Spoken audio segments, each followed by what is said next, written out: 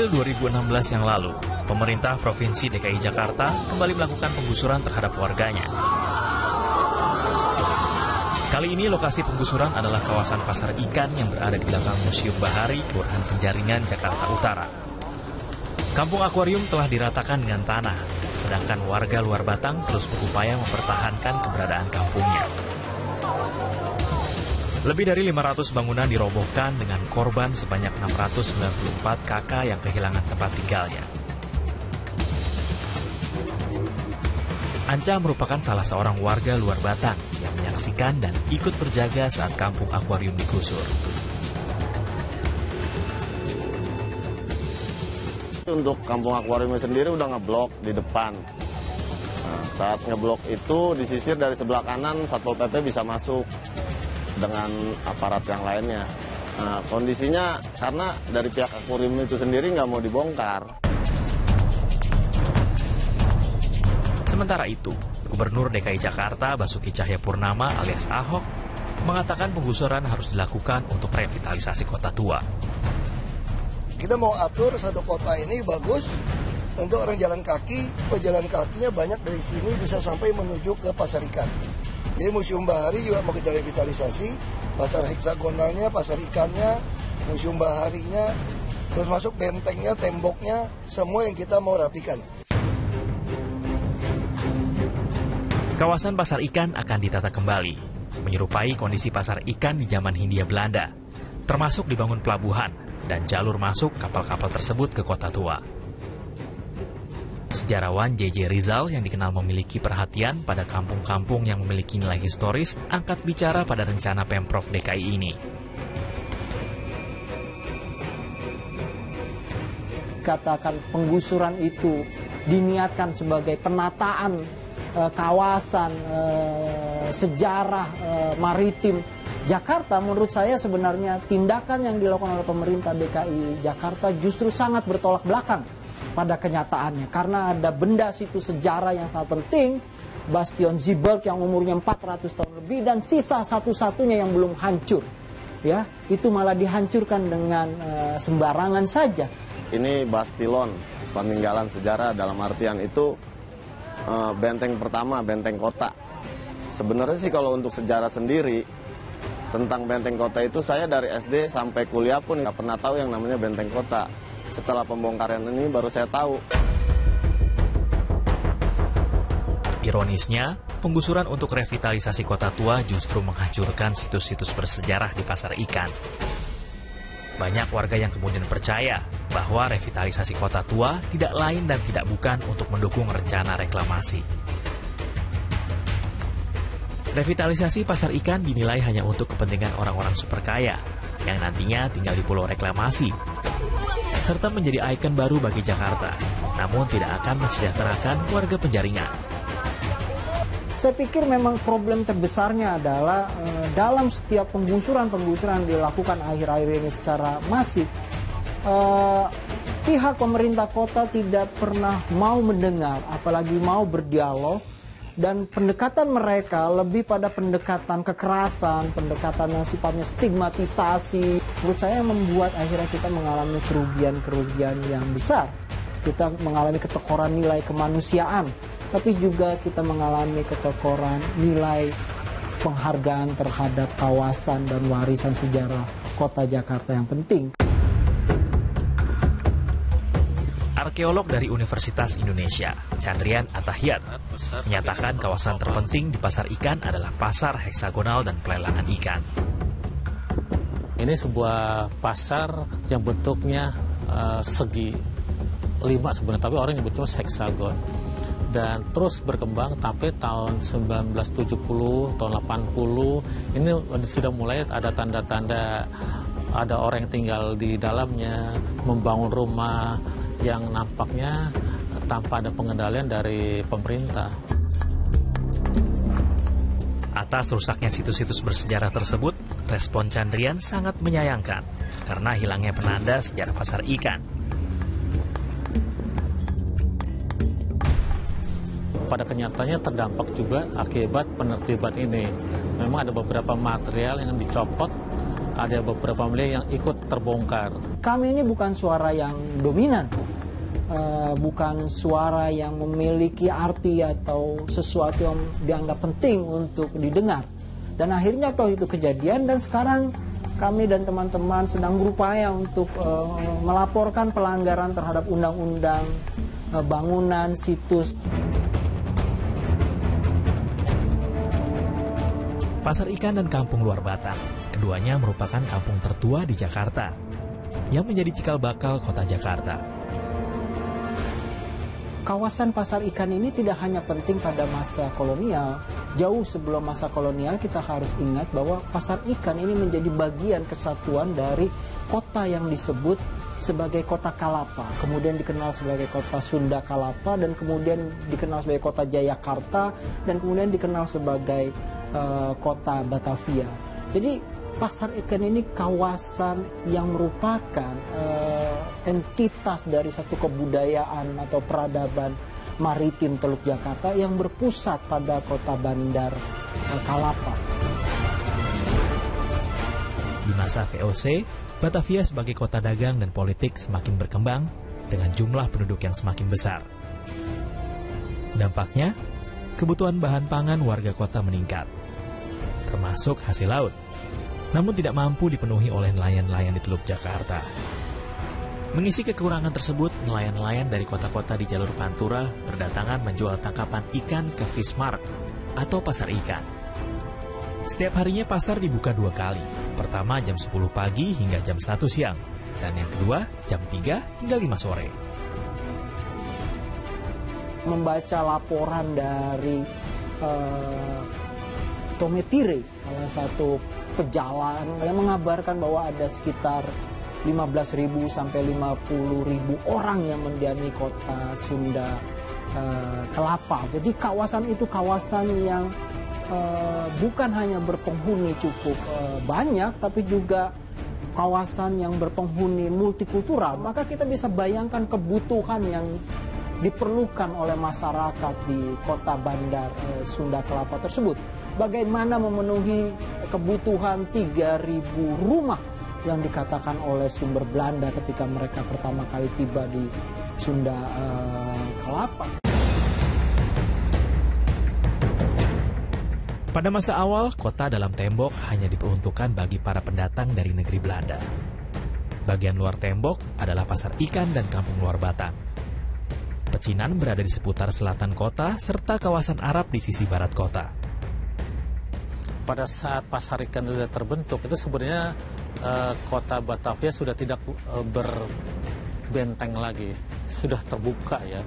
Bahkan juga pasar heksagon yang kita berada di sini juga itu sebenarnya muncul setelah abad 19 ya. Tetapi pasar ini termasuk salah satu pasar yang direvitalisasi oleh pemerintah Hindia Belanda atau Gemeente Batavia pada tahun 1926.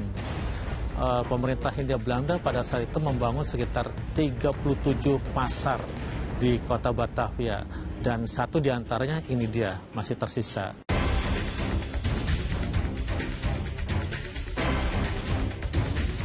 Kalau kita bicara tentang kota Sunda Kelapa sebagai kota bandar, dan kemudian kita menyebut pasar ikan, dan sebenarnya pasar ikan ini nama yang diterjemahkan oleh Belanda menjadi bahasa Belanda, dia fishery gitu. Sebenarnya dia ini aktivitas pasar salah satu yang paling tua. Keberadaan pasar itu memang menjadi hal yang pokok, hal yang penting untuk mendukung keberadaan dari kota pelabuhan, kota bandar yang memang berposisi sangat penting dan dihuni oleh banyak orang. Pada awalnya penjual di pasar ikan adalah warga lokal, kemudian tersingkir oleh pendatang di sepanjang pantai utara Jawa Tengah dan Jawa Timur, serta orang-orang Tionghoa.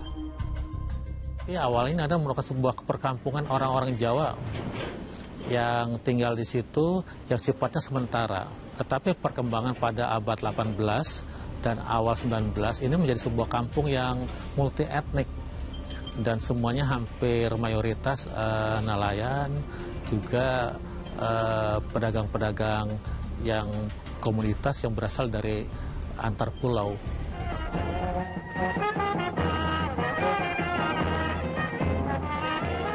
Interkulturalisme itu terjadi dan menghasilkan produk kebudayaan bersama.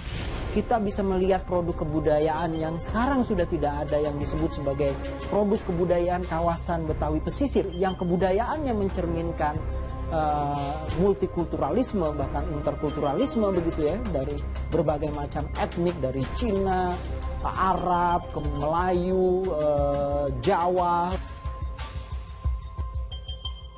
Pasar ikan terletak di atas tanah hasil sedimentasi muara Sungai Ciliwung, yang dimanfaatkan sebagai area pasar dan pelelangan ikan pada pertengahan abad ke-18. Seiring dengan berkembangnya pasar ikan, banyak berdatangan pedagang-pedagang dari luar kota Batavia. Mereka menyewa rumah di kampung luar Batang. Kawasan ini kemudian berkembang dengan pesat. Di awal abad ke-18, dibangun musola, yang kemudian diperluas menjadi masjid, untuk kepentingan ibadah dan kegiatan sosial lain di tengah kampung. Di dalam masjid ini terdapat makam keramat penyebar Islam, sehingga di masa sekarang Kampung Luar Batang berkembang menjadi salah satu wisata religius Kampung Luar Batang. Selain terdapat pasar ikan, dibangun juga pusat penelitian yang berkaitan dengan biota laut yang kelak akan menjadi SeaWorld. Kampung akuarium ini sebenarnya baru terbentuk kampung itu sekitar tahun 70-an. Ya, karena ini akuarium adalah sebuah lokasi yang dimiliki oleh pemerintah Hindia Belanda sebagai laboratorium penelitian laut yang dibangun tahun 22. Dan setelah Indonesia merdeka, laboratorium ini menjadi sebuah tempat wisata yang disebut akuarium.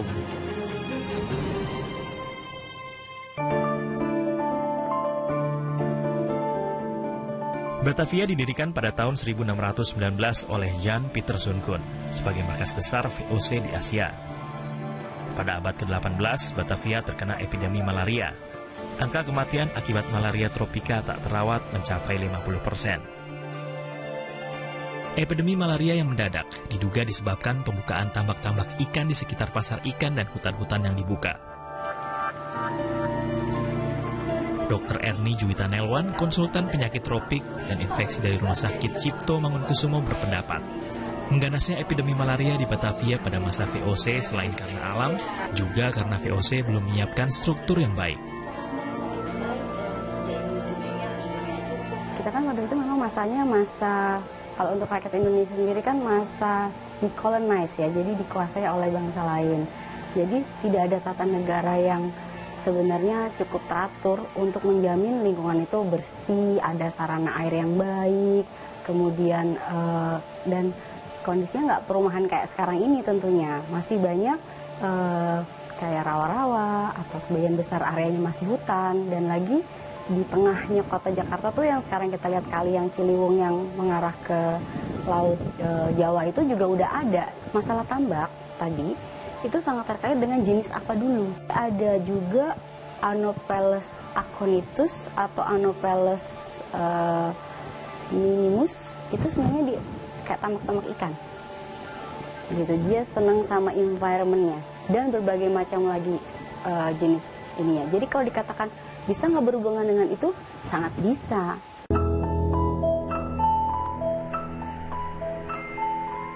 Sementara itu, J.J. Rizal tidak setuju pada pendapat yang mengatakan bahwa epidemi malaria di Batavia dikarenakan tambak-tambak ikan di sekitar pasar ikan. Epidemi di kota Batavia yang menyebabkan munculnya penyakit yang disebut dengan nama seram seperti Remiterendero-Korsten, demam maut mati mendadak. Orang malam ini misalnya makan 10 orang, besok paginya 8 mati. Itu disebabkan terutama juga oleh kesalahan dan kerakusan dari abdi-abdi company yang tinggal di kota Benteng. Mereka melakukan perampokan luar biasa terhadap harta company, dan harta hasil rampokannya yang kemudian kita sebut sebagai korupsi itu ditanamkan untuk dilipat gandakan dalam bentuk industri gula. Industri gula itu memerlukan lahan untuk membuat perkebunan tebu, dan perkebunan tebu itu itu mayoritas dibuat di Ommelanden atau luar kota benteng Batavia, dan terutama yang disasar adalah wilayah-wilayah yang dekat dengan aliran sungai. Nah, hutan-hutan dibuka, dan bisa kita bayangkan ketika hutan-hutan wilayah timur tropis yang sangat sensitif itu dibuka, otomatis kita sebenarnya sedang membuka pintu bencana ekologi, dan memang kemudian terjadi bencana ekologi yang membuat kemudian kanal-kanal itu pada musim hujan menjadi banjir, pada musim panas menjadi kering dan meninggalkan lumpur yang banyak sekali, membuat paya-paya dan tempat berkembang biaknya. Makhluk tertua di Jakarta, nyamuk Anopheles sundaicus, dan menyebarkan penyakit.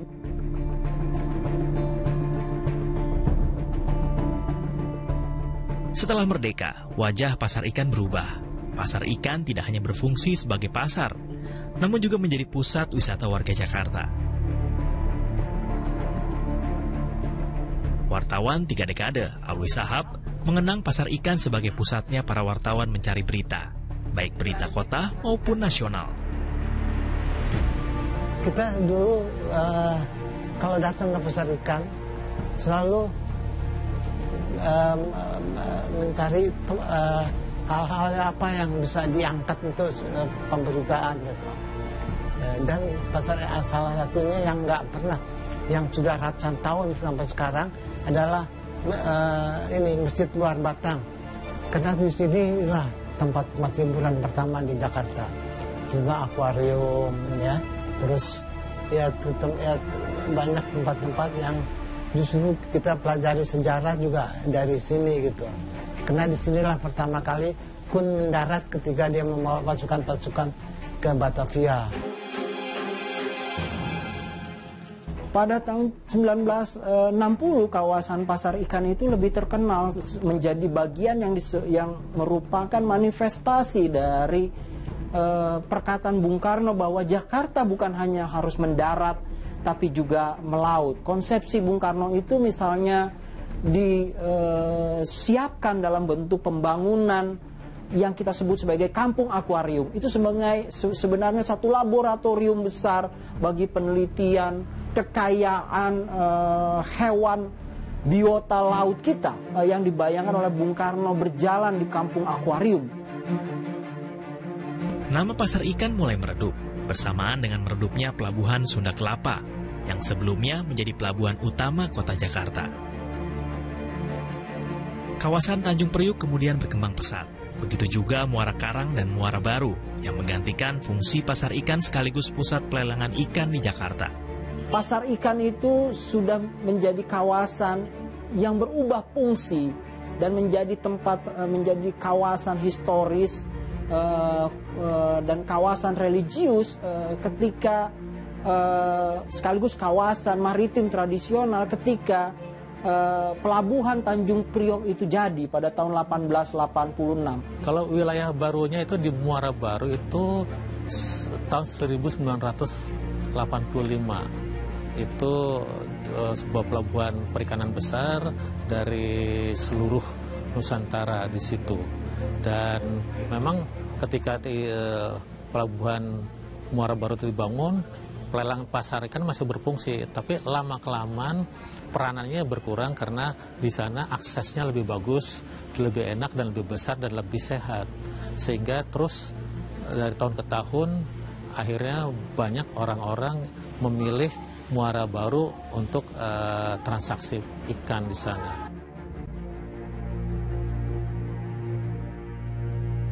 Kini pasar ikan tinggallah nama, tenggelam oleh waktu. Dan mungkinkah akan benar-benar hilang oleh pembangunan?